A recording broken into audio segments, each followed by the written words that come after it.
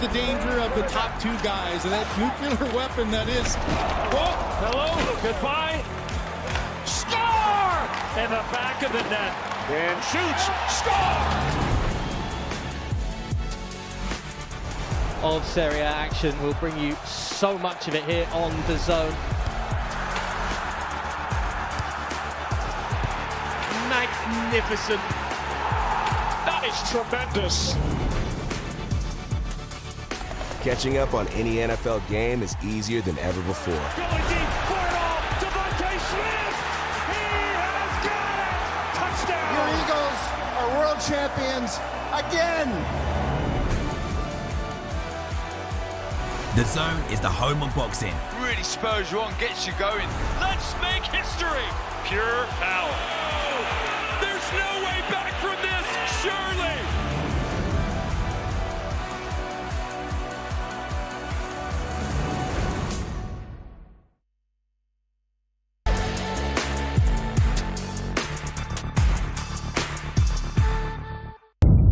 The following program is recommended for those 16 and over, as it contains sporting violence, possible bad language, and flashing imagery. This is the moment the world has been waiting for. The judges are ready, the fighters are ready, the boxing world is ready. The fight starts now! Let's go. How do you like it? On the show. So aggressive, so focused. It all comes down to this.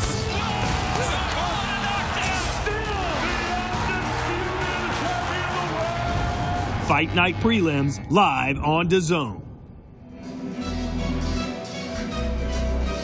Welcome to Norfolk, Virginia, home to the world's largest naval base. But tonight, this city becomes the battleground for the debut of Top Rank Boxing here on DAZN. For nearly 6 decades, Top Rank has defined greatness in the ring from Muhammad Ali, Sugar Ray Leonard, Oscar De La Hoya, Marvelous Marvin Hagler, and George Foreman among them. But now, the next generation steps into the spotlight as Norfolk's own Keyshawn Davis comes home to settle unfinished business against heated rival Nahir Albright. Hello, everyone. We are so excited to have you with us here tonight. I'm ready. I'm Kayla Burton, joined by the great DAZN boxing analyst and insider Chris Mannix. Chris, it's our first time here in Norfolk covering a fight week, so I got to ask you, just out the gate after taking in the atmosphere around the city, what stands out to you? I would say first, it's a dangerous city to pronounce for two people from Boston. I'll say that right off the top, but it is a fabulous place. Norfolk, correct. Yeah. Fabulous city. We've been out and about, seeing the town, seeing the restaurants. I think Sergio and Todd have eaten at the same restaurant 6 times during this week. It's been fantastic here. And now we are back for a fantastic fight. The Davis brothers are huge draws here in Virginia. I'm expecting a great crowd tonight. Yeah, you just mentioned them. Keyshawn Davis, and it is a rematch against Nahir Albright. But this is more than just a fight, Chris. This is really personal. Yeah, it is personal. The history between these two guys dates all the way back to 2023 when Keyshawn Davis faced Nahir Albright. Back then, Davis was a rising young prospect, just 9-0 in his young career in a step-up fight against Nahir Albright. He performed pretty well in that fight, wound up winning a majority decision. Most people that watched that fight thought the scorecards were a little bit too close, that Davis should have won a lot more conclusively, but he came away with the decision in that fight. It was later overturned after Davis tested positive for a banned substance, but he moved on, and so did Nahir Albright. Fast forward to 2025. Albright is here taking on Kelvin Davis, the older brother of Keyshawn Davis, as the underdog, and comes in and wins a decision against Kelvin Davis. After that fight, there was a fracas in the back here at Scope Arena involving the Davis brothers, involving Albright, members of his team. It was an ugly scene and a real big setback for Keyshawn Davis, who also missed weight for that fight by 4+ pounds, did not make that weight. So that set up this. Keyshawn Davis has fought this then. He went to New York. He won his fight against Jermaine Ortiz. Nahir Albright also has a win in February. He beat Frank Martin. So both these guys, or he had a draw, I should say, against Frank Martin. People thought he won that fight. A lot of momentum for both these guys.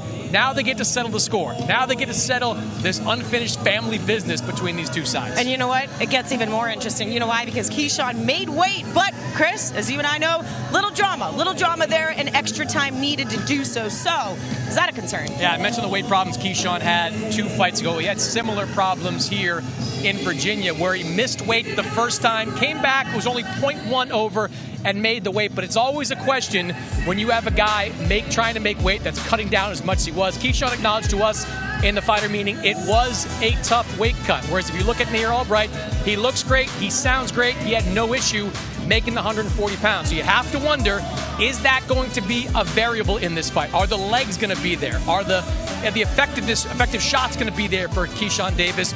We know Nahir Albright can be pretty good against Keyshawn. Is that weight cut going to matter tonight? Yeah, and he wants it. Both of these guys want it. Does the winner of this fight, Chris, deserve a title shot in your opinion? I think Keyshawn Davis most certainly deserves the title shot. In fact, if he wins, he is next in line for the world title at 140 pounds with the belt that was vacated by Richardson Hitchens. So he is absolutely in play for a world title shot. I don't think Albright is right there yet, but he would earn a much bigger fight. Maybe it's a rematch against Keyshawn Davis sometime later this year. And you can see these guys up there in the rankings. Keyshawn Davis currently ranked number 3 in our 140-pound rankings. You've got Shakur Stevenson, Dalton Smith sitting there. Richardson Hitchens, he is no longer a super lightweight. He is moving up to the 147-pound division. So Keyshawn should move up as a result of that. But a win there sets him up for a big fight, a title fight in the 140-pound division. And to get there, it all starts here tonight. Great stuff, Chris. All right, let's bring in the rest of our broadcasting team, and that's the Latin Snake, Sergio Mora and Todd Grisham. What's up, guys? We know huge support here for Keyshawn tonight, but Nahir Albright doesn't seem to mind at all. In fact, he's proven to be the family Davis's kryptonite. Yeah, I would say so, too. And a lot of people think Keyshawn could be the next Superman in boxing, but he's got to get rid of this fly in the family ointment that Nahir Albright has become, does he not? Well, maybe it's Albright that is the kryptonite, but the businessman needs to take care of business. I mean, he calls himself amazing. He needs to have that amazing performance, but it starts at the scale. That's the thing about Keyshawn. The reputation precedes him, but he made the weight. We're here tonight with a sensational knockout. Then he's back. All is forgotten, but can he do it in his hometown? We shall see. Yeah, Keyshawn kind of not playing into this unfinished business. He doesn't believe that Nahir Albright is on his level, wants to prove it tonight. Do you think we're going to get the best version of Keyshawn Davis tonight at 140 pounds? We better. I'll be honest with you, Todd. We better, because the thing about Keyshawn, everything is mental with him. I mean, we know he has the skill. He's an Olympian, a former champion. This guy has power. He has speed. He's the next coming of a lot of great things, but does he have it mentally? Right here, it becomes the first man to stop Jermaine Ortiz, someone that Loma couldn't stop, Teofimo couldn't stop, but Keyshawn Davis did. That's where all eyes are on him. That's when we think he is the future, when he's doing stuff like that. But when he's missing weight, when you can't rely on him, that's when you start questioning, does he really have it up here? And that's more concerning. We know Keyshawn has improved a lot since 2023, but so too has Nahir Albright. We saw his fight against Frank Davis, and he looked Frank Martin. I'll get it right. Frank Martin. He looked great in that contest. Wobbled him late. It was a draw. A lot of people thought he won that fight. How much better has he gotten, and is he good enough to win tonight?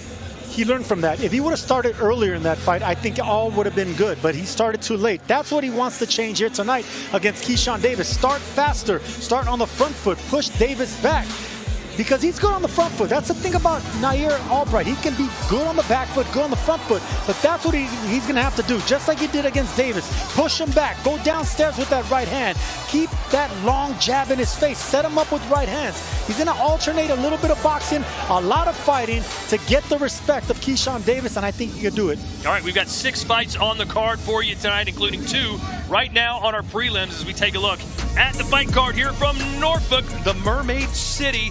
Dietrich Coughlin taking on Eric Howard right out of the gate, super featherweight division. And there's Keyshawn Davis, one of 3 Davis brothers on the card tonight. Jan Santana and Christian Cruz Chacon will start our main card. Sergio thinks that fight could be the fight of the night. Kelvin Davis is back for the first time since losing to Nahir Albright. He'll be taking on a very confident Peter Dobson. Our co-main event, Brian Norman Jr. is back after that tough loss to Devin Haney over in the Kingdom of Saudi Arabia. He'll be facing Josh Wagner. And then the coup de grace, the main event, Keyshawn Davis and Nahir Albright. Let's get proceedings underway as we throw it into the ring and Jimmy Lennon Jr.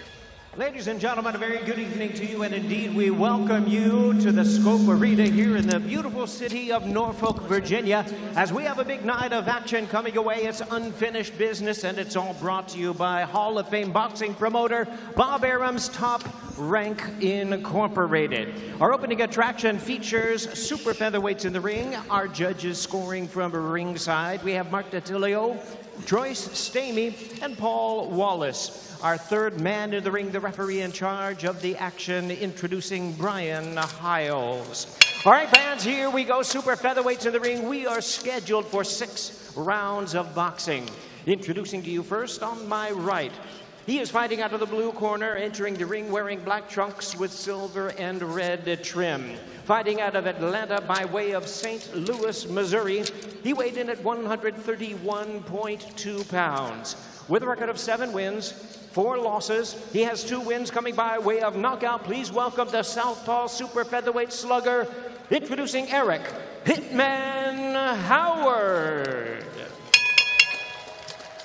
His opponent across the ring on my left, he is fighting out of the red corner. Solid black trunks with multicolored trim from Tacoma, Washington. He weighed in at a ready 129.8 pounds. A highly decorated amateur, he is undefeated in his campaign in the professional ranks with a record of 6 wins, no losses, 3 wins coming by way of knockout. Please welcome the fast-rising Southpaw Super Featherweight, known as Young Hitter. Here is Dedrick Crocklum. Once again, a referee in charge is Brian Hiles, now to give instructions, reminding you we are scheduled for 6 rounds of boxing.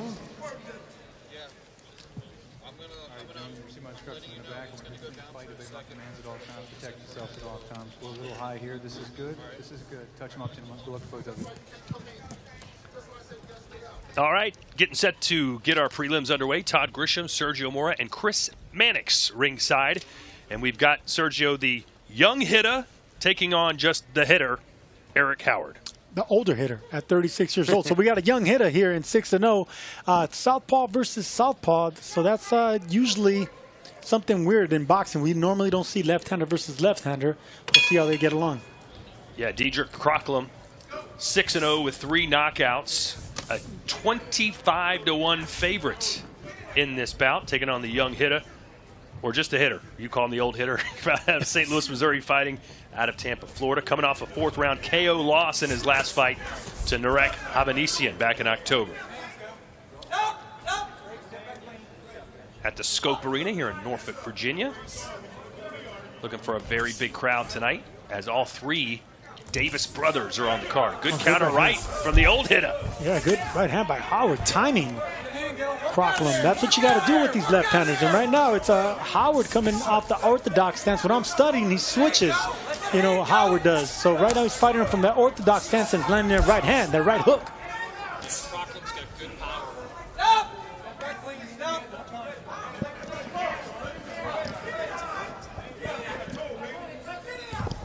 Nice to see the big underdog pushing the young buck back. Sergio being very aggressive. That's what you have to do with these young studs in these 4- and 6-round fights that go really fast. You get really aggressive, do volume punching, and you cut that ring off, make it smaller and smaller, and make them get a little bit out of character.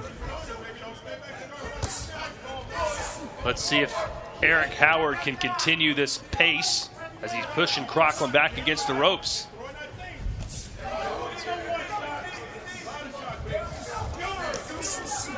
That's a good shot right there. Crocklum is always punching and trying to get angles, which is what you want to do as a southpaw. You don't want to stand in front of a fighter too long. You get your shots off and get on an angle, and that's what he's doing, staying off the ropes. He's trying to stay off the ropes, but Howard, to his credit, is not letting him get off. And these are the kind of fights where you grow and you learn something very important when you're just 21 years old. Step by step, right, Sergio? Yep, just like Chris Mannix's favorite song. New Kids on the Block? Yep. Is my mic hot now? Yeah, hear me? yeah. Okay, there we go. There we go. Like That's not my favorite song. I had some really poignant things to say about a minute and a half ago. I'll save them for the second round. There you go. Well, how high is Top Rank on Dedrick Crocklum, Chris? They're very good at identifying prospects from really across the national spectrum. I mean, 4th of July, we're going to head out to Cleveland to see Abdullah Mason, a young man that they identified early, developed into a world champion at 21 years old. Obviously, Crocklum, long way to go, but good power with that straight left hand. I like that little check hook of his as well. A lot to like about Dedrick Crocklum. And he's feeling himself in this round. This is a much better round than the second round. He's not letting... Wait, we're still in the first round. Excuse me, the end of the first round. Half of the first round. Half, there you go. I really like the way he's closing out this round.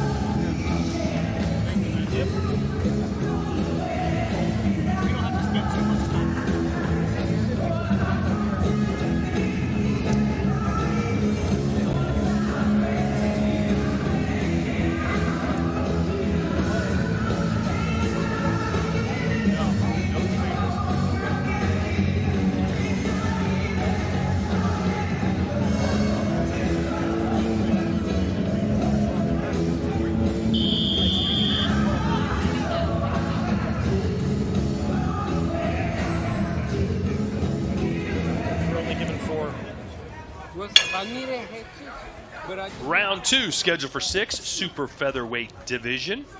Diedrich Krocklum in the red gloves, Eric Howard in the black gloves. And Chris, this is the debut of Top Rank on DAZN. Glad to have them here. And there's a lot of, look at Krocklum starting to let his hands go, trying to take over this fight. There's a lot of differences between each of the promoters. We obviously have Golden Boy featured here on DAZN, now Top Rank. Queensberry, Matchroom. What is it that makes Top Rank a little bit different than the others? I think their ability to develop prospects stands out. They're probably the best in the business at doing that. Not to say other promoters don't have that strength as well, but young fighters that sign with Top Rank, more often than not, they wind up fighting at the championship level pretty early in their career. Some recent examples I mentioned, Abdullah Mason, Shushu Carrington on that list. Keyshawn Davis has already been a world champion at a young age. So their matchmakers are excellent. Their prospect development is outstanding.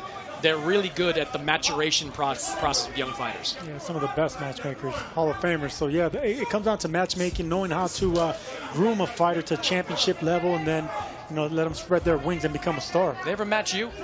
I fought on Top Rank undercards early in my career, absolutely. Here in Vegas, well, in Las Vegas. Nice left hand there. Yeah, that left hand's wicked from Krocklum. I mean, he throws it from every which way. He throws a straight uppercut, left hook around the guard. I mean, everything's off that left hook instead of that right hand. I like how Krocklum settled down in this round. Sort of the second half, as you pointed out, Sergio, of the last round. He's sort of eased his way into it now. Oh, nice counter. And Howard was trying to smother him earlier, which I thought was the right strategy, to stay away from the end of that straight left hand, but gets harder and harder when you start eating these shots. Yeah, pressure is great, but you can only do it for so long, especially when you're 36 years old. Now, Krocklum punches and dips, and that's what I like to see from young fighters, not just being all offensive. Even when you're in control offensively, you still got to mind what's coming back. So he's punching, dipping, shifting, getting angles, using his southpaw advantages. I love seeing this from the young Krocklum. See, stuff like that, beautiful. Not loading up, getting an angle, shifting your opponent, starting again. Great combination, and he finished it with an uppercut. You don't see that a lot. And then again slips that uppercut in, and all of a sudden things are going very wrong for Howard. Howard landed a good overhand right now. I mean, the young Krocklum took it well, but when you start landing so many punches so easily, it gets good to you. So that's when you got to go back to checking that defense. You can see Howard's getting, breathing with his mouth open. And he's talking trash too. I don't know if that's a good idea. Keep digging the body if you're Krocklum.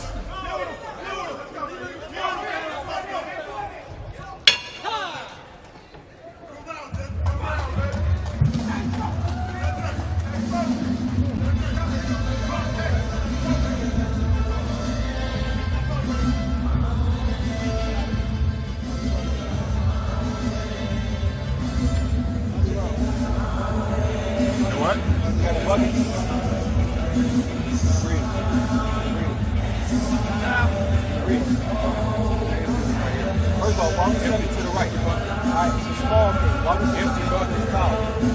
All right, stop doing that. It's a small thing, okay? And let your hand go. Rinse and spit. Let your hand go. All right, you overthink Just like put your hands back to your face. A little ass foot. Come on, wrist and spin again. Spin like a little ass foot. All right, don't overdo it. Don't overdo it.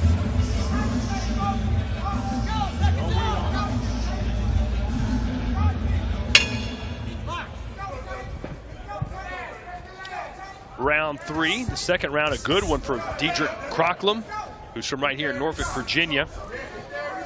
Coming off back-to-back decision wins after knocking out 3 of his first 4 opponents. And Sergio, it looks to me like he might be able to get a knockout here if things continue like they did in round 2. He's going to get it out of precision.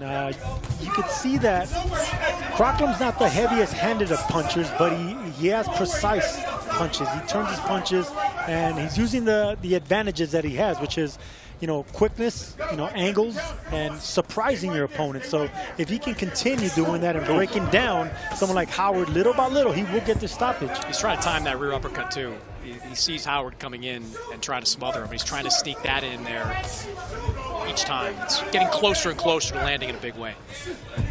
There it is again.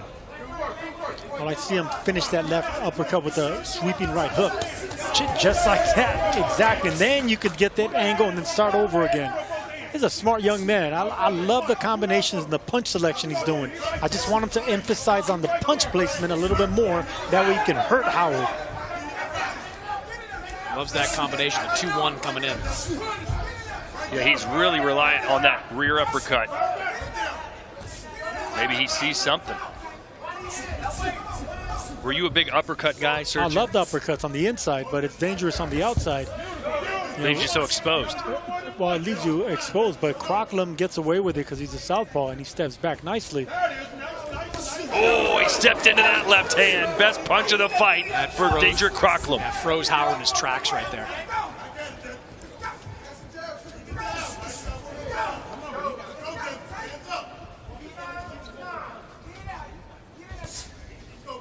I want to thank those of you over in the UK who are still watching after seeing what Filip Hrgović did. An easy knockout win over Dave Allen in round 3. The corner throwing in the towel. If you watch that entire card and you stay up and watch this entire card, you're the real deal. That means you're a boxing fan. Yeah. Maybe too much of a boxing fan. Might need to get out a little bit more. Addicted to boxing. Yeah. Or you just can't sleep. That I understand. The one thing I would like to see from Krocklem is that jab right there. If you can find a way to annoy your opponent with the jab, blind him, and make him not see that left hand, then that's going to make things easier for you. So just more educated jabs by Krocklem to hide that left hand and left uppercut. Everything off that jab, popping him, touching him downstairs, and you surprise him with something big over the top.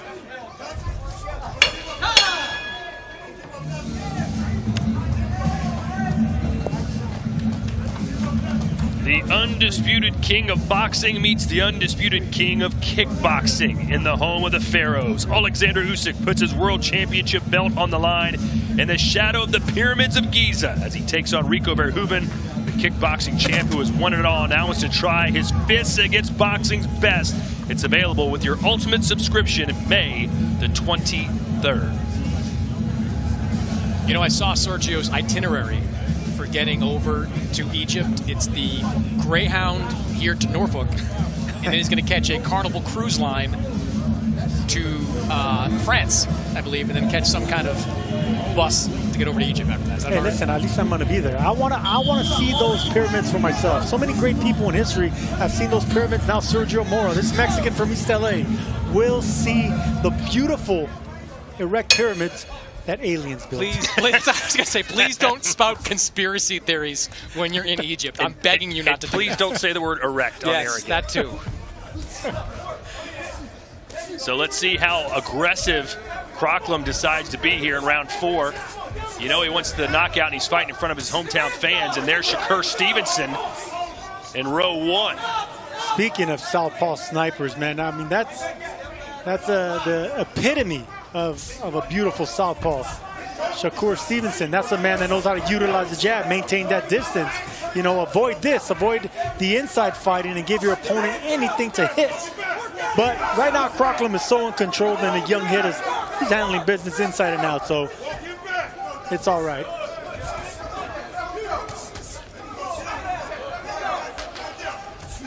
Well, the hitter, Eric Howard, still marching forward. Give him some credit. He got knocked out in his last fight. Still being aggressive here.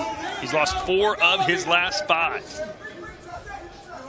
This is what I was talking about with the matchmaking of Top Rank. You know, Crocklum is winning every round, but he's being forced to work in every round this fight. Eric Howard is here to give him that type of work, push him possibly to the distance and make him learn something along the way. It's exactly what you're looking for with a young prospect in a preliminary situation like this.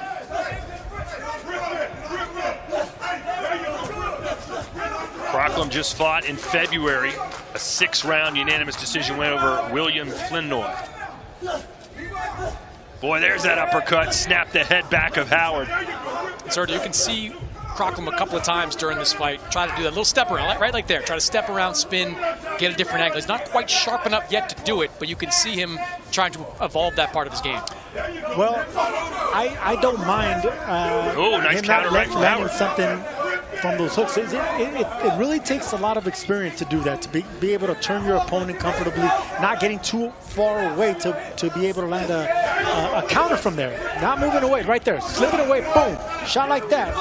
Little by little, he's getting the hang of it. Crocklum knows what he's doing. That uppercut's really nice, and it's landing cleanly, only Crocklum's taking it well. You can see how it's busted up his mouth, though. Crocklum's in the flow right now.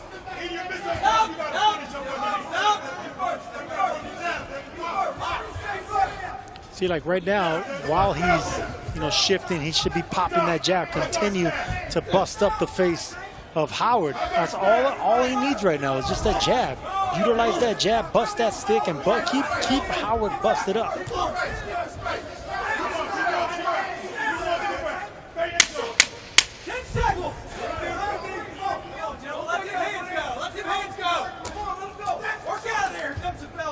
Another good round for Diedrich Crocklum. And there he is, the founder and CEO of Top Rank, 94-year-old Bob Arum. Yeah, it's great to see Bob back sitting ringside. He's been out of commission after undergoing knee surgery, but here he is, back sitting ringside, telling me this week he plans to be at all the Top Rank fights coming up here on DAZN. That's a boxing great, Bob Arum, and it's amazing at 94 years old that he still has a passion to travel and be front row to see these young prospects and champion that he's developing into stars. I mean, to have that hunger at that age is impressive. You know, I spent a couple of weeks with Bob Arum, probably 7-8 years ago, to write a profile on him for Sports Illustrated.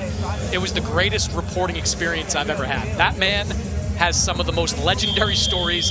You wouldn't even believe them. Evel Knievel, Boxing Days, like this guy has seen everything in the event space. Didn't he say Evel Knievel was the worst guy he ever had to promote? He did. He didn't like working with Evel Knievel. The guy almost bought the Pelicans, or I guess the Hornets back then. He almost had a team in New Orleans. He's done everything in the sports space. Is Sergio your Evel Knievel? He's getting there. Didn't Evel Knievel have a cartoon?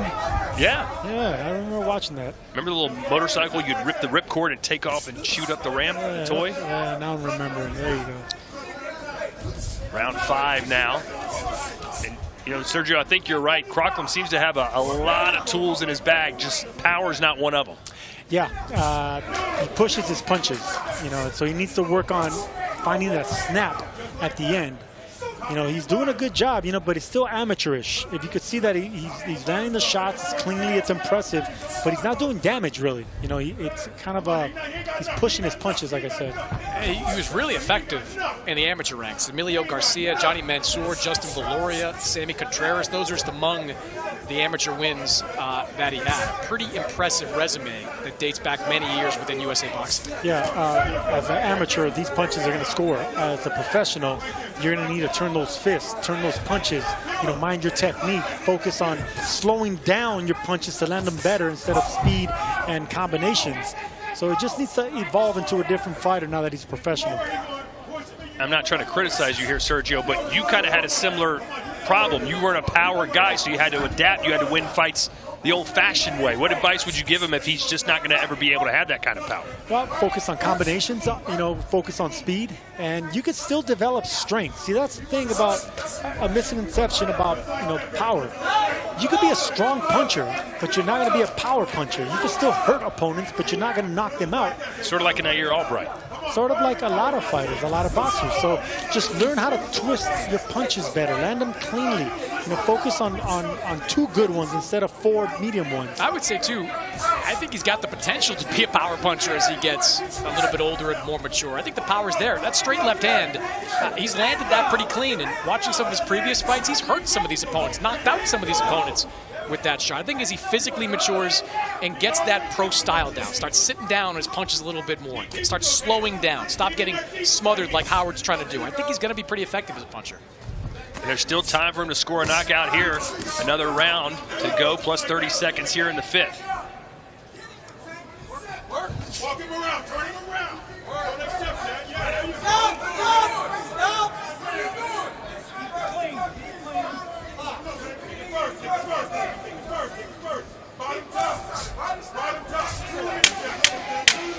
These guys have been talking to each other since round 1. And Crocklum talking to the corner of Howard.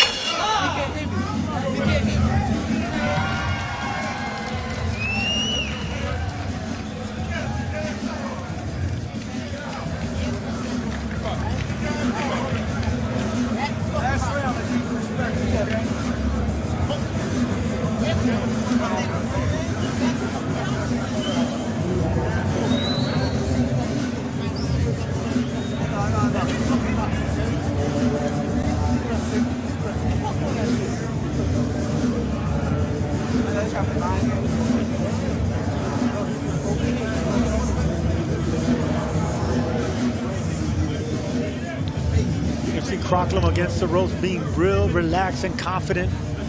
Nothing landing cleanly. But I would like to see him on the outside busting up that face with that jab and then getting on the inside. But right now he's nice and relaxed. This is business as usual for Crocklum. And getting those rounds in, getting experience in. That's always a good thing for young 21-year-old. Yeah, he's set to go now the full 6-round distance for the 2nd round against a more experienced guy, pretty durable guy. There's just a lot of lessons a young fighter, I think, learns from a fight like this. Not the least of which what to do when a guy is smothering you like this. Like, it's not like Howard's landing a lot of big shots, but he's taking the power off of these Crocklum punches. He's got to find a way to get separation, spin out, create that space needed to land those big shots. Or find a way to land a good body shot. That would get him off. Yeah. How quickly they want to get this guy back in, Chris? You think we'll see him on the July 4th top-ranked card in Cleveland? Certainly possible. When you have a 6-round fighter that, quite frankly, doesn't make a ton of money, you can get these guys out a little more often. So you want to get young prospects like this out 4 or 5 times a year, start to build them up. Nice little contingent of fans here for Crocklum, all wearing the matching shirts that say Young Hit on them. Keep in mind, he is only 21 years old.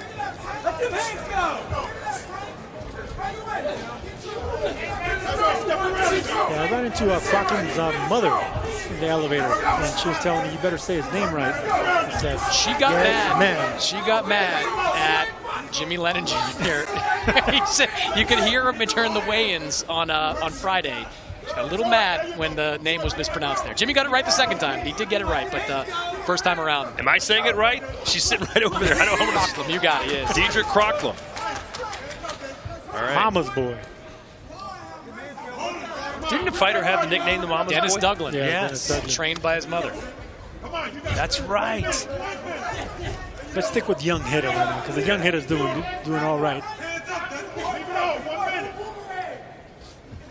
Yeah, other than controlling the distance and range with the jab and controlling the fight with the jab, I mean, excellent performance. Well, do you think, Sergio, maybe he's just going into the trenches a little bit to try and learn how to do more inside fighting? Yeah, it can be. Getting these rounds in. Yeah. He feels comfortable. He's not getting hit with nothing cleanly. He's not getting headbutt, which is something you see with contrasting styles. So he's in charge. He's having fun. So, yeah, I would think he's comfortable and just going to cruise into this victory.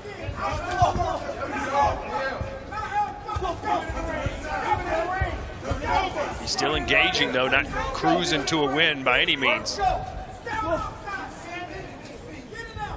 it over, 2 shots. 2 shots to get 1. Set it up. Set it up, be down low. You know, on the back of his trunk, it does say Mommy's Boy, doesn't it? Yes, it is. I just said that. Turn it over, right now. I believe Mommy's misspelled. I thought it was Money's Boy. But it is Mommy's Boy. The young hitter from Norfolk, Virginia, Deidrick Crocklum, about to pick up his 7th win at the age of 21. The young hitter is not spelled right either.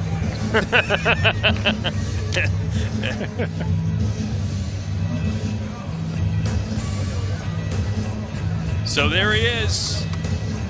Did you like what you saw, Sergio? What grade would you give him? Well, it's something that stood out with an A+. No knockout, no knockdowns, nothing exciting, but it was a solid beat performance. I mean, I like the punches he threw, the selection. I really like the footwork and the angles.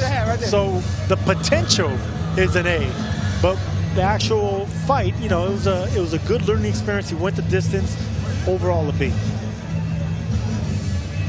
So he's actually from Tacoma, Washington. Maybe he has some relatives here in the Norfolk area. I was misinformed. I'll blame it on Sergio, but there's, I assume, Mom, right? Xander Zayas and Jerron Boots Ennis set to face off in a massive unified junior middleweight title fight. Zayas, the sport's youngest current unified champ, while Ennis looking to become a 2-division champion June 27th, live from the Barclays Center in Brooklyn, New York. And Chris, tickets are going very well. Yeah, Top Rank and Matchroom both really happy about the ticket sales. When I was sold, more than 10,000 already sold for that fight. I think it's going to be close to a sellout when we get to June 27th. A lot of excitement to see what Xander Zayas can do against Boots Ennis. Yeah, keep in mind, Ryan Garcia and Devin Haney didn't even sell out in Brooklyn. Ryan Garcia and Devin Haney are not Puerto Rican. That's going to be a big one. You know, they're gonna fill it out with a lot of Puerto Ricans. I think that's going to be the difference. And a lot of fans driving up from Philadelphia to see Boots. Let's go into the ring now and make it official. Jimmy Lennon Jr. Ladies and gentlemen, after 6 rounds of action, the judges are in agreement. All 3 judges scored about the same, 60-54, in favor of the winner by unanimous decision. And still undefeated, young hitter, Deidrick Crocklum. 7-0 is Deidrick Crocklum. Be interesting to see how quick they turn him around. We might see him July 4th when we head to Cleveland for Abdullah Mason's title defense against Joe Cordina. So Sergio, what would you tell him to work on in the gym? Just control the pace of the fight with a jab and turn your punches. Other than that, keep doing what you're doing.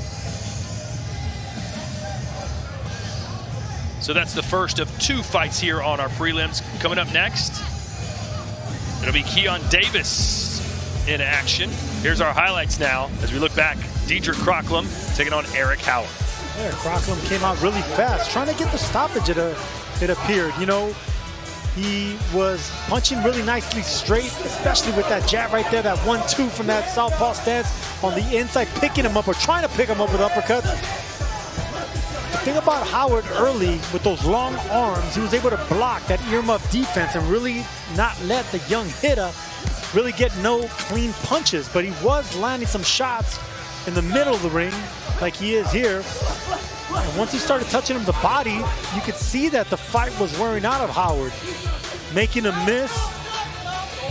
Over the head punch, but look at those feet. Always moving, always dancing, fighting with rhythm, and leaving the ring with a smile. That's how you do it 7-0.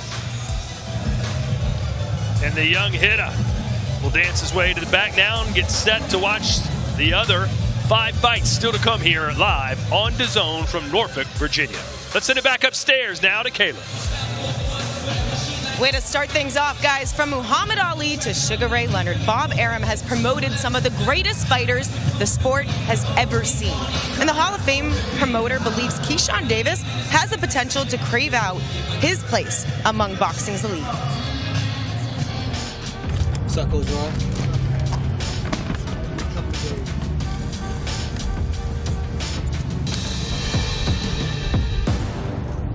plan is to make him the face of the sport. Well, Bob Arum say, he keep his mind right, he stay in shape, Keyshawn gonna be the greatest of all time. This man been in boxing longer than everybody in the sport right now. He's seen it all. He done it all. He promoted all. He even promoted Muhammad Ali. He promoted Floyd Mayweather. One of my 2 favorite fighters of all time. And you know what he said about me? He said Keyshawn got the potential to be one of them, but yet I'm me. I ain't them, but yet I still can be the greatest of all time. So hearing confirmation like that from somebody like him is amazing. Shouts out to Bob Arum, man. We love you, Bob. This is a new day. It's a new year. You know what I'm saying? And again, this fight is just another opportunity for me to show how great I am. I was 9-0 when I fought him, so, man, I leveled up a lot. Like, man, I done fought Pedraza, leveled up a lot. I done fought Limos, Baranchik, you know what I'm saying? I had bigger opportunities than, you know, just fighting him when I was 9-0, so really the fight speaks for itself. Honestly, what I remember is that he caught me off guard, how long his arms was and how quick he was, honestly. And I definitely underestimated him. Just honestly, what a lot of people don't know about that fight is like literally right after that fight, like I ran to the locker room because that was when I had my stomach problems. I was really started throwing up right after that fight. Like in the middle of the fight, I'm fighting him and I'm telling myself, I gotta slow down before I throw up in the middle of the fight. So like, of course I was, doing things I wasn't supposed to do during fight week. So like, honestly, I wasn't focused. And I physically wasn't ready either, and I got a win on like one of my worst nights ever, like literally. So I'm coming back stronger mentally and physically this time. I'm knocking them out this time. He's got the whole family here in-house. All right, the main card is coming up in just about an hour's time. But for now, the first of Norfolk's fighting family steps into the ring next as Keyshawn Juiceman Davis takes on Edwin Umayan Jr. So let's send it back down to the guys ringside. Thank you, Kayla. Yes, we're at the Scope Center here in Norfolk, Virginia, getting set for the second prelim fight of tonight's card. And it does include the Juice Man, Keyshawn Davis, on the left of your screen. 4 wins, no defeats. He's got 3 knockouts, taking on Edwin Umayan, the 25-year-old from Haiti.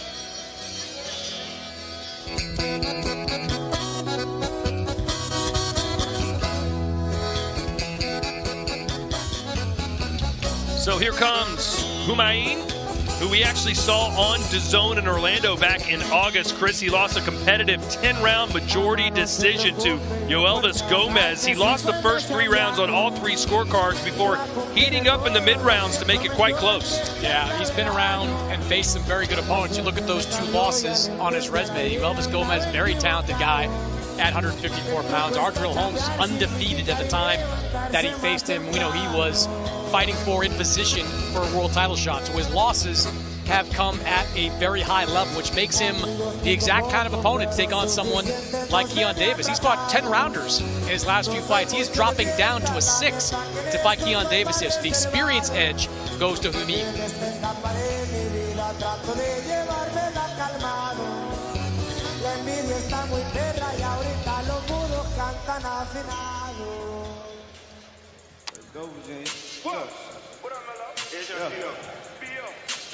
I've been no problem, no solving, ayy. Throw his hands up, we gon' maul, ayy. Pull it like Batman, we robbing, ayy. Shots in the body, make him harm, shit. 2K team, and I might need a couple. Been ballin' so hard on the road like a trucker. If I can, I feel you with the team.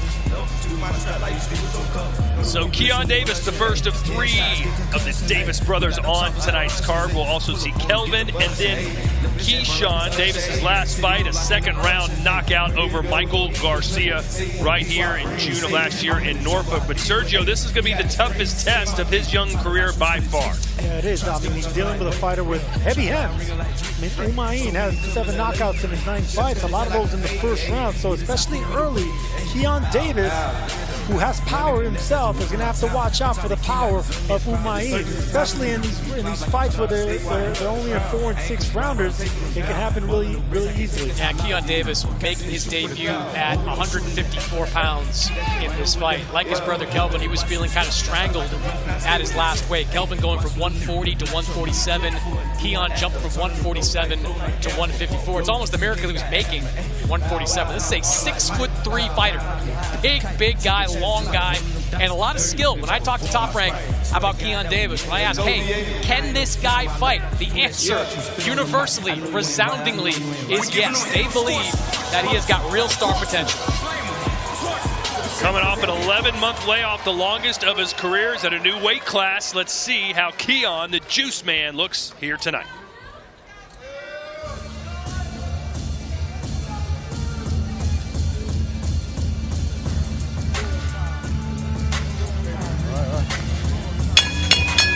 Ladies and gentlemen, from the Scope Arena here in Norfolk, Top Rank Incorporated continues the action, this time in the super welterweight division. Our 3 judges scoring from ringside. We have Mark DiTilio, Troyce Stamey, and Paul Wallace. Our 3rd man to the ring, our referee in charge, is Eric Irisari. All right, fans, here we go. Super welterweights in the ring. We're scheduled 6 rounds of boxing. Introducing to you first on my right, fighting out of the blue corner, wearing black trunks with silver trim, fighting out of Springfield, Massachusetts, by way of Port-au-Prince, Haiti. He weighed in at 155.4 pounds. With a record of 9 wins and 2 losses, he has 7 wins coming by way of knockout. He is known as Silverback. Introducing Edwin Humane Jr. His opponent across the ring in this 6-round attraction, fighting out of the red corner, wearing black trunks with multicolored trim, proudly representing his hometown and his talented fighting family from Norfolk, Virginia. He weighed in at 153.3 pounds, undefeated in his campaign in the ring with a record of 4 wins, no losses. 3 of his wins coming by way of knockout. Here is the promising young talent known as the Juice Man, introducing the undefeated Keyshawn Davis. Once again, a referee in charge. Now to give instructions, Eric Irisari.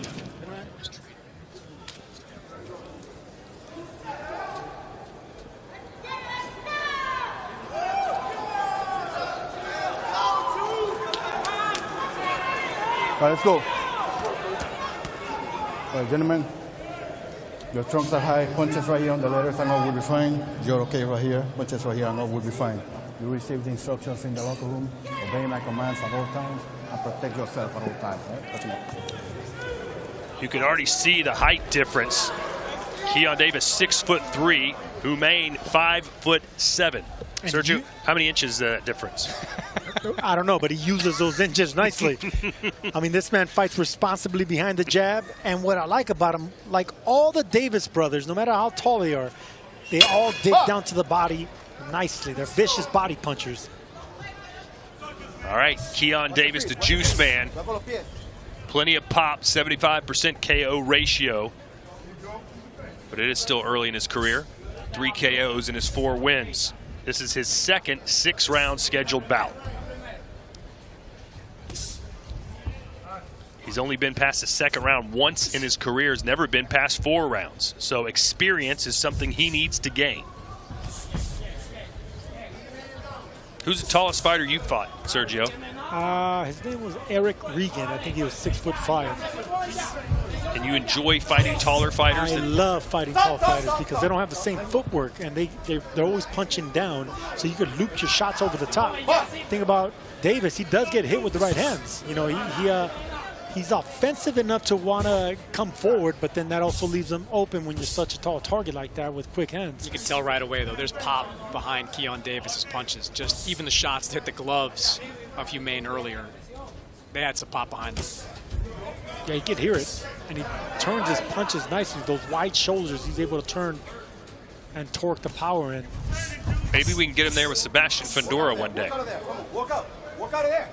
You know, it's remarkable that Keyshawn Davis was trying to get down to welterweight. He weighed around 149 for his last time out, but the plan was to move down to 147, compete in that weight class. But man, he is huge, strong, big, strong, long arms. Oh, great power. Yeah, and right now Humain has no answer. And his power comes at the end as well. You know, he extends those arms. Even when they're uppercuts, you can see the power comes at the very end. 8-inch height differential. What is it in centimeters? That I'd have to get a calculator for.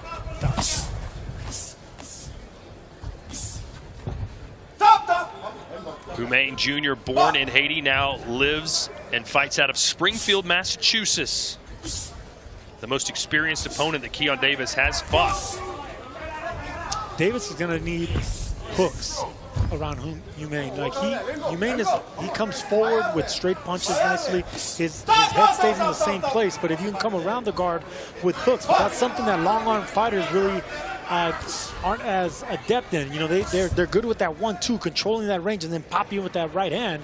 But when it comes to hooks, that's where they actually lack. Yeah, the Davises were all outstanding amateur fighters. Keyshawn, brilliant fighter, has some wins over Xander Zayas, Floyd Schofield, fighting in the amateur ranks. So they're polished guys, and Keyshawn's very much like that. Oh, there's a hook right there. Humain's been caught in no man's land. He's got to get on the inside, but as he goes in, he's getting clipped.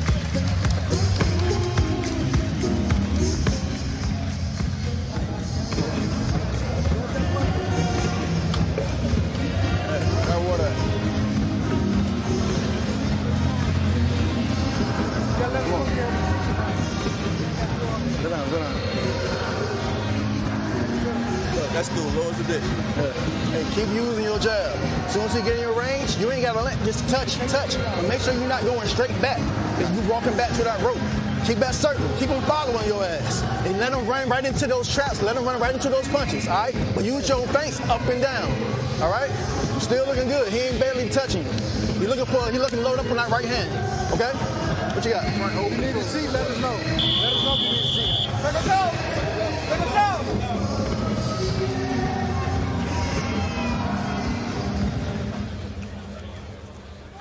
Let's go to work.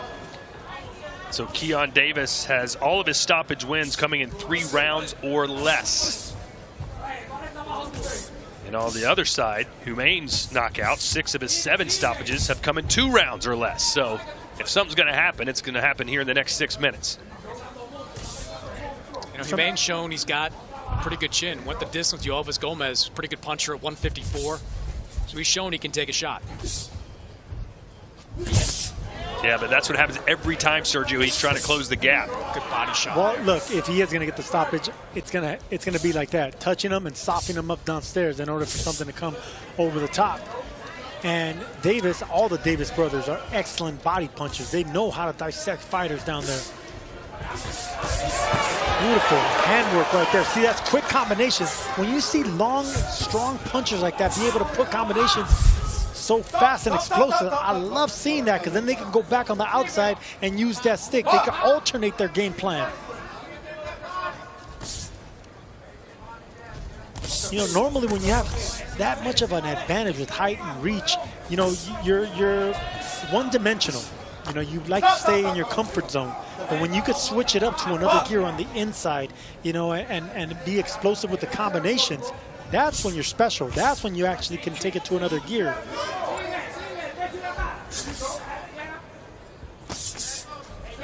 Little bit of success now for Humain Jr.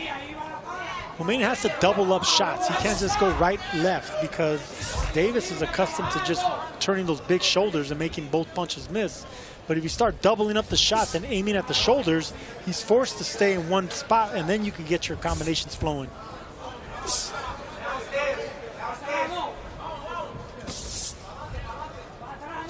See, like right now, the shorter Humain shouldn't even be aiming at the head or the chin. He should be aiming at those shoulders, those biceps, the body, and then you go from bottom up.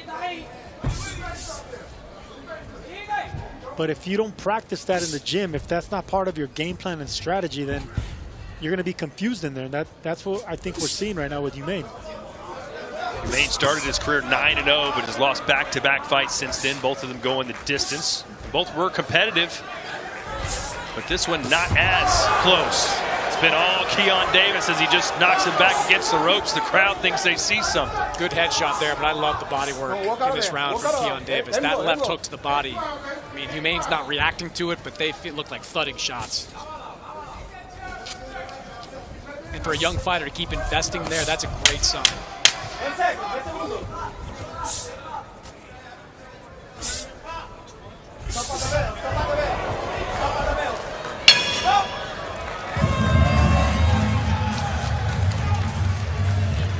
Exciting times for U.S. boxing fans as DAZN and TNT Sports have announced a groundbreaking new partnership bringing major fight nights every month with The Fight beginning July 4th. It'll be available on linear TV through TNT Sports in the U.S. and streamed globally on DAZN. It all starts in Cleveland as undefeated phenom Abdullah Mason defends his WBO World Lightweight Championship against the former world titleist Joe Cordina. That's on DAZN and TNT Sports. Chris, you don't get excited about much, but how excited are you about this? I get excited about everything. What are you talking about? I think it's great. We were talking about the Xander Boots fight selling well. I've heard these tickets are selling excellent as well. The ringside tickets almost sold out for that fight. I think it's going to showing that Abdullah Mason, Tiger Johnson, who's going to be on the undercard, both these guys are turning into pretty big draws in Ohio. And how difficult a fight is that going to be for Mason against Joe Cordina, Sergio? It's going to be tough. I mean, Cordina's on a roll, and I think he has good footwork, but you got to give credit to Mason, man. One of the youngest champions and still wanting to fight, taking big step up. So I love the ambition. That's going to be a hell of a fight. I like Cordina going back into enemy territory. It was enemy territory last time out in Stockton. Now he's going to Cleveland, this time for a world championship. Hey, we saw Dalton Smith come over to the United States and win a title. Let's see if Joe Cordina can do it July 4th here on DAZN. And credit to these Brits, man. I mean, when Abdullah Mason, when he won his championship with Sam Noakes, that was incredible. So tip my hat off.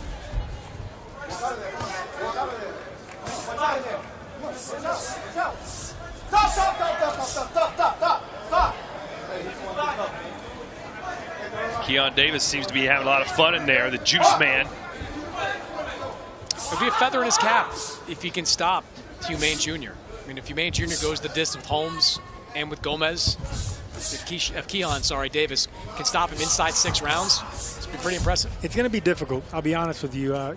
Humane doesn't really open up much, and he's strong. He's a strong fighter, and fighters like that, you have to be really offensive in order to catch them in between shots. But whenever you have that earmuff defense, you're blocking a lot.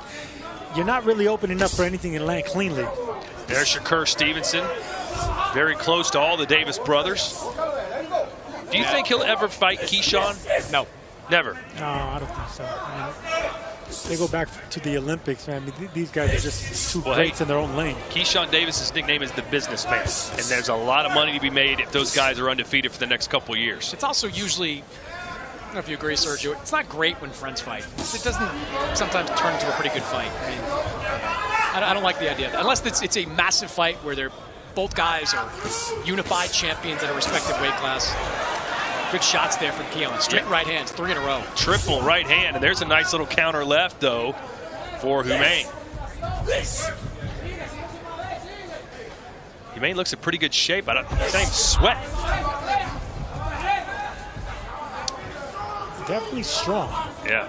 But is that strength translating to power? I don't see no explosiveness in his combinations. He's following around Davis, and he's not really cutting off the ring with body shots. That's how you stop these taller fighters from moving around laterally like that. You got to hit him to the side, then you can loop your shots over the top. And right here, Humane should be pushing him back, walking him back, using that strength. Tall fighters, even though they do have good footwork, they don't have good balance, especially when you get hit with a clean shot. Trying to muck it up there in the corner is Humane Jr. Why not? Whatever it takes. There you go. See, that's a good shot downstairs by Humane. He's trying to set up that right hand. You can see it from a mile away, though. That's the problem. If we can see it, Keyshawn can see it.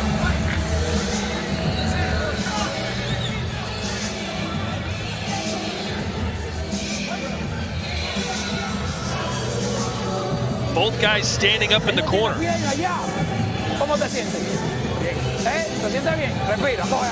do you feel? Good, I'm good. Breathe. He doesn't have no more legs. That's it. Time to kill him. Let's go. He has no more legs.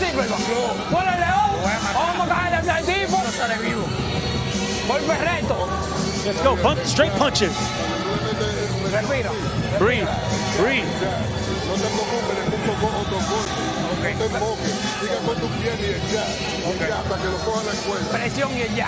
I need a lot of pressure and jabs.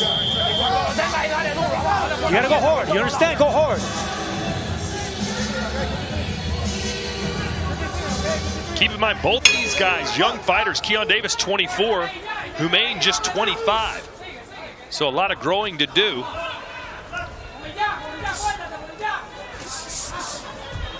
And you heard the translation, beautifully done by Sergio, Chris, that they believe that Davis is fading and they want Humain to go after him. I don't think he's fading. I thought the last round he was kind of playing with his food a little bit, and Humain took advantage of it. I do think he's got to get more serious as this fight progresses. I don't think he's in danger of being down the scorecards, but he's allowing Humain to dictate the pace of this fight. Good shot. Yeah, well, he's being more aggressive as Humain, and that can be a double-edged sword. As you saw there, there'll be openings that Keyshawn can take advantage of. And this is what happens when you have motivated cornermen, when they light a fire on their fight. And this is what we're seeing from Humain right now, exchanging with Davis and caught his attention with that left hook. Checked him right on the tempo. I don't think Davis likes that shot. He hasn't punched since. You know, it's interesting. All referees have different styles. This referee seems to be inclined to let them work out of these clinches. I like that. And that benefits Humain.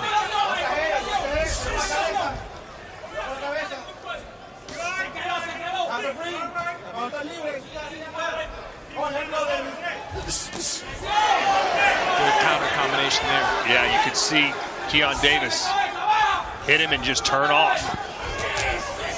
Good uppercut there from Humain. Right hand from Davis. This fight heating up a little bit here thanks to the aggression now of Edwin Humain. Love to see a little bit more of the body work from Davis. You see Humain with that earmuff defense. That midsection's open, and he's landed some good ones throughout the course of this fight. And that's the reason I thought it was going to be difficult for Davis to stop Humain. He's not giving you many openings. He's a tight, compact puncher with wide shoulders. Guys like that, you got to surprise with one shot, whether it's to the body or the chin. There's a good right hand. Two of them from Humain. There's a body shot. He asked and he delivered. Most exciting round of the fight. It's not close. No, he needs to jab his way in now, Humain. He's not going to land those overhand shots like that, those looping shots against a tall target. You jab your way in, you back it up, then you loop the shots, just like he was doing earlier in the fight. Davis looks a little gun shy right now. He has to respect the looping shots from the shorter target. The crowd urging him to throw that right hand. He's got it locked and loaded, but won't let it go.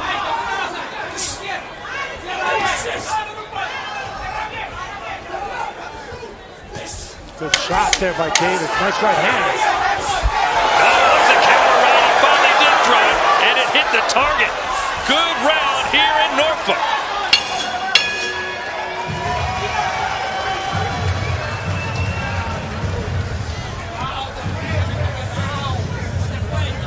Respira.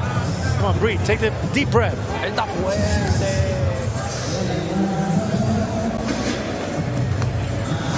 Está quedado ya. Pues el plan estuvo encima de él. But you gotta, siempre, no le you always got to get on top of him. You understand? Stay on top of him. Dale por aquí, cuando te vayas duro, por aquí. Come on, you got to hit him right here on the sides, right here in the hips. Respira, coge ahí. ¿Cómo te sientes? Breathe, breathe. Come on, how do you feel? Feel good. Cerrátese bien, vamos a cerrar todo bien. Son dos más que faltan. There's that right hand that got the onslaught going for Davis. So it was a shot to the left temple of Humain, and from there he got the combinations going, and you can see that Humain didn't like that shot. The harder Edwin Humain goes for the knockout, the more likely he himself is to get knocked out. You saw that right hand land from Davis. I tell you, this fight reminds me a little bit of the fight we called last December between Diego Pacheco and Kevin Saggio, where you had a big 6'3", 168-pounder going up against a smaller pressure guy who's just winging shots and staying in your chest all night. Yeah, great example. And a lot of tall fighters that are extremely tall, and they don't like fighting a short target like that, you know, punching down all the time, especially if you're responsible with your defense, because you know something's coming over the top. That's what I wanted to see from Davis, some hooks around the guard. Whenever you have anyone with that earmuff defense, you go around the guard with lefts and rights. Well, that range is where Humane is just dead meat. He can't sit at the mid-range against Keyshawn Davis. He's got to continue to smother, stay inside, keep the fight at his chest. Yeah, staying in the mid-range is a bad idea. Get in or get out. You know, I think as Keyshawn Davis' career progresses, he's going to learn the value of keeping that jab moving. He's got a really sharp, strong jab. He just keeps sticking it out there. Shots like that are going to become a lot easier. Yeah, you control everything off that jab when you're that tall, when you're that long. Either your opponent gets frustrated, he gets busted up with punishment, or he gets lazy, and that's when you catch him with something big. You saw how aggressive Humane was in the last round, slowing down here in the fifth. I think he exerted a lot of energy there. Now it's letting Keyshawn stand on the front foot. Not the kind of body language you want to see if you're cheering for Edwin Humane. Yeah, he's feeling those body shots by Davis, touching both sides. That's one thing all these Davis brothers have. They're vicious body punchers, touching both sides of the ribs, always.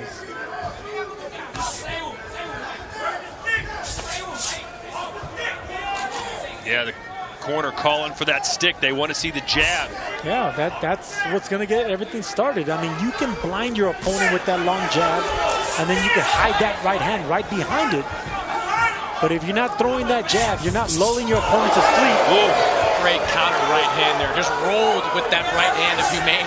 Shot back with the right hand of his own. Yeah, it was the best Humane punch of the round.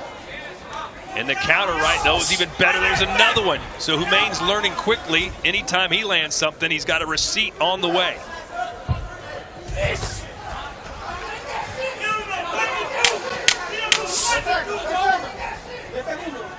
Humane backpedaling, trying to get out of danger, but this was not a good round for the Haitian as he eats another right hand.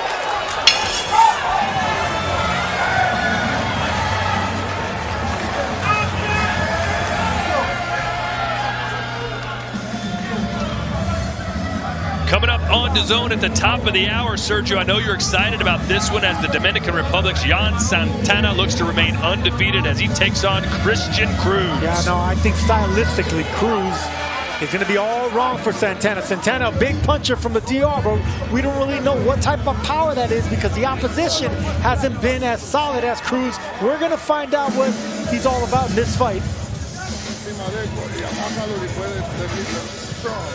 Okay? Go back to the body, mix it up. Yeah. Everything off your jab. Yeah. Everything off your jab, all right? Make this round good. Let's go. Last round. Let's go. Let's work. Let's go.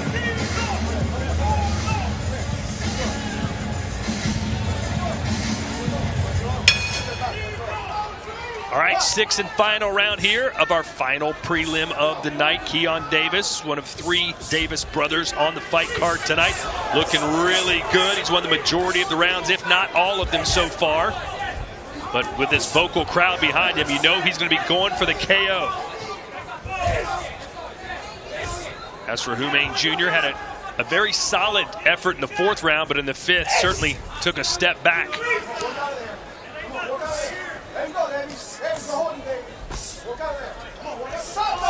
Sergio, earlier you were saying Humane Jr. should be backing Keyshawn Davis up against the ropes. There it was being done to him. Well, because the fight's beaten out of him already, and that's the thing about Humane. You know, he starts off fast, but then he lets his opponents take in control. There's no respect that Davis, that Humane got from Davis, so that's the reason he's just coming forward and no respect. This is a very solid performance from Keyshawn Davis, considering he's facing someone with so much experience as Humane Jr. has, and some success too. a good combination by Humane. He's going to have to roll the dice here as Humane. He needs a knockout. No, I don't think he gets it. He's not explosive enough. And I don't think those heavy hands that he has, it's against weaker opposition. You know, a guy like Davis, he knows how to roll with these shots, take the power and the strength from these punches. And I like the way Davis has reacted when he did get hit with some shots. So this was just a good test and another, great matchmaking by Top Rank here. Didn't get the knockout, but dominating every round and working on your craft. We still got a minute to go, and he's landing a lot of power punches here. Is Davis. There's another one, right hand on the ear. That could be a problem. Right on the temple. Humane Jr. still showing you he's got life.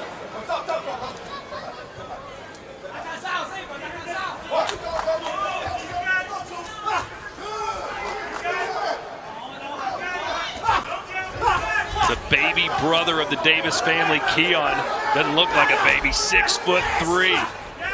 A massive man for this weight class. Super welterweight division. Now downstairs, I don't know. Can Davis maybe get a stoppage? The crowd urging him on here. Good right hand. Trying to pull his gloves free for a final salvo is Keyshawn Davis. There's the clapper, 10 seconds left. Good body shot by Davis right there. And they'll slug it out to the bell. Excellent finish. An excellent, great test for Keyshawn Davis, who needed this. He needed rounds. He got a tough veteran in front of him. And this is what's going to make you better going forward. I think Davis knows what he's doing on the outside. I just want to see him utilize that jab a little bit more. But all in all, excellent performance by the Juice Man. The Juice Man, Keyshawn Davis, 24 years old. And Sergio, how would you rate that performance? I like what I saw. I just would want him. I would advise Keyshawn Davis to watch the Motor City Cobra version of Thomas Hearns. Back when he was lining up guys and rocking them with that right hand. Everything off that jab. Hearns was an excellent body puncher, but he used his height. So that's what I want to see Davis use. Use that height, use that range, bust up guys with that left hand, and make it easy for yourself. Land that explosive dynamite and make it easy with a knockout.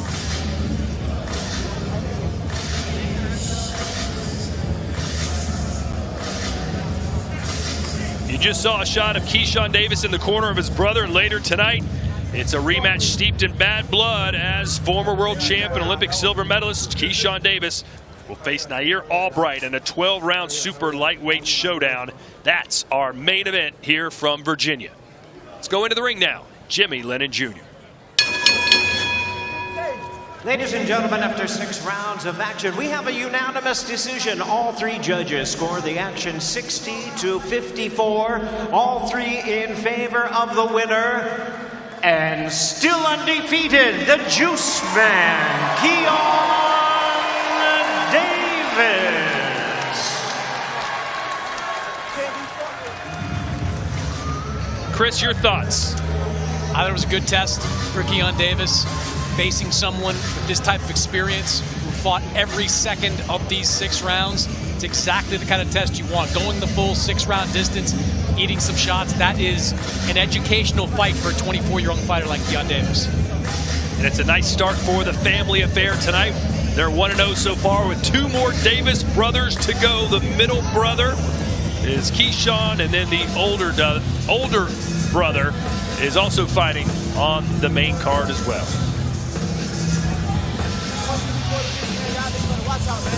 I'm coming, y'all.